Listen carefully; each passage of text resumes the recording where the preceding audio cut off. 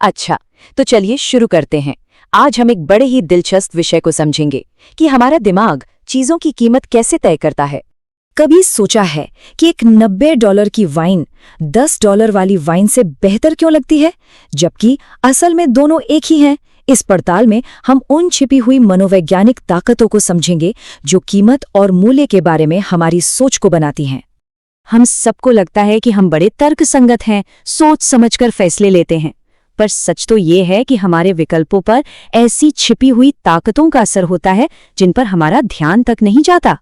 तो इसके लिए एक बड़ा मशहूर प्रयोग किया गया। लोगों को चखने के लिए बिल्कुल एक जैसी वाइन दी गई।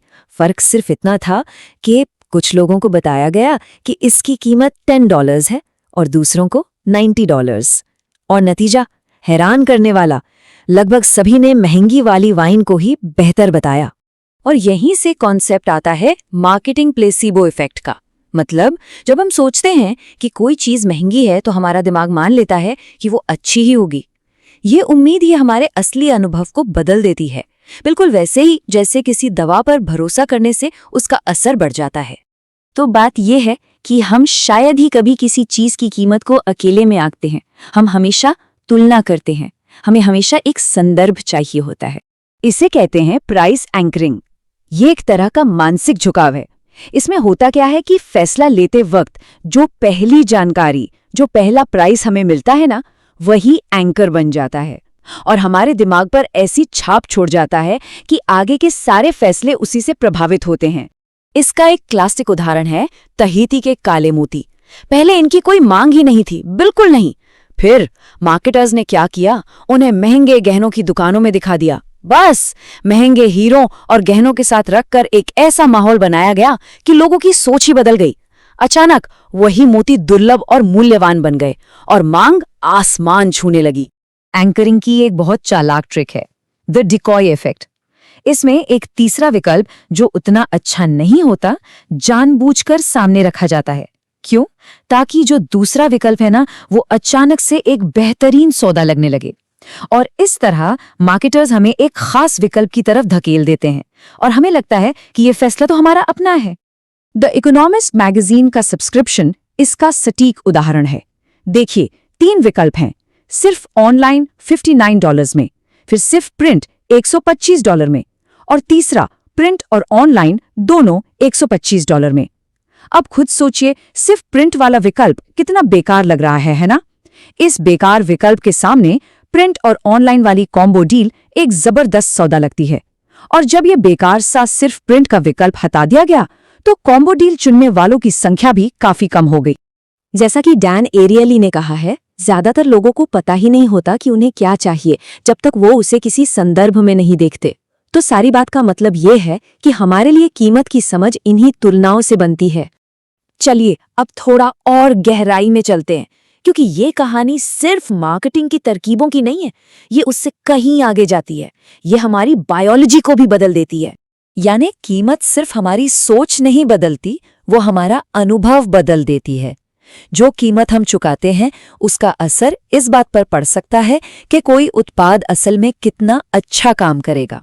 एक और अध्ययन हुआ, इस बार एक एनर्जी ड्रिंक पर। लोगों को वही एनर्जी ड्रिंक दी गई, लेकिन कुछ ने उसके लिए पूरी कीमत चुकाई और कुछ ने छूट वाली। और फिर उन्हें दिमागी पहेलियां सुलझाने को दी गई। नतीजा, जिन लोगों ने महंगी ड्रिंक पी थी उन्होंने पहेलियां सुलझाने में सचमुच बेहतर प्रदर्शन किया। लेकिन हमारे दिमाग के अंदर आखिर चल क्या रहा है? ऐसा क्यों होता है? इसका जवाब ब्रेन इमेजिंग से मिलता है और ये काफी हैरान करने वाला है।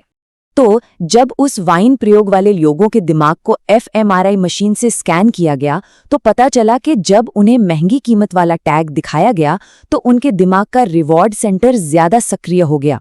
उन्हें सच में ज्यादा मजा आ रहा था। और सबसे दिलचस्प बात यह है कि ये खुशी असली थी। यह सिर्फ उनकी कल्पना नहीं थी, बल्कि एक ऐसी हकीकत थी जिसे मशीन में देखा जा सकता था। इसका मतलब क्या हुआ? मतलब ये कि हमारा दिमाग कीमत का संकेत देखता है और उसके आधार पर मूल्य का एक पूरा अनुभव बना देता है। वो जो बेहतर स्वाद का अनुभव था वो सिर्फ वाइन की वजह से नहीं था, बल्कि उस महंगी कीमत की कहानी की वजह से था।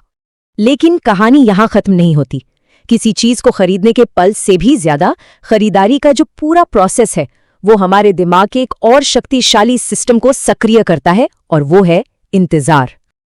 अक्सर सोचा जाता है कि खुशी चीज मिलने पर होती है, पर असल में रोमांच हमेशा पाने में नहीं होता। न्यूरो साइंटिस्ट रॉबर्ट सिपोल्स्की की रिसर्च बताती है कि दिमाग में जो फील गुड केमिकल होता है डोपामीन, वो इनाम मिलने पर नहीं बल्कि उसके इंतजार में रिलीज होता है। हाँ, सही सुना, असली मजा इंतजार में है। और तो और, जब ये नहीं पता होता कि इनाम कब मिलेगा, तो ये अनिश्चितता उस डोपामाइन रश को और भी ज्यादा बढ़ा देती है। इसी वजह से इंतजार करना भी रोमांचक हो जाता है। ऑनलाइन शॉपिंग इसका सटीक उदाहरण है। एक सर्वे में 76% अमेरिकियों ने कहा कि उन्हें दुकान से चीज खरीदने से ज्यादा उत्साह तब होता है जब उनका ऑनलाइन ऑर्डर किया हुआ पैकेज घर पर आता है। ये इंतजार की ताकत ही तो है जिसे ऑनलाइन शॉपिंग ने एक कला बना दिया है। तो इन सब छिपी हुई ताकतों को समझने के बाद हम एक बहुत ही जरूरी फर्क कर सकते हैं। जैसा कि मशहूर निवेशक वॉरेन बफेट ने कहा है, कीमत वह है जो आप चुकाते हैं और मूल्य वह है जो आपको मिलता है। ये एक छोटी सी लाइन है, पर इसमें बहुत गहरा मतलब है और यही सोच हमें एक जागरूक ग्राहक बनने में मदद करती है। तो चलिए इस फर्क को साफ साफ देखते हैं। कीमत यानी प्राइस, वो बस एक संख्या है जो अक्सर माहौल और भावनाओं से बदलता रहता है। लेकिन मूल्य यानी वैल्यू, वो उस चीज का मौलिक गुण है, वो अनुभव है जो वो उत्पाद असल में देता है। तो अगली बार जब कोई प्राइस टैग सामने आए तो एक पल रुककर ये जरूर सोचना, असल में क्या खरीदा जा रहा है? सिर्फ एक उत्पाद या एक अनुभव? क्या वो एक भरोसे का एहसास है या फिर सिर्फ एक अच्छी कहानी?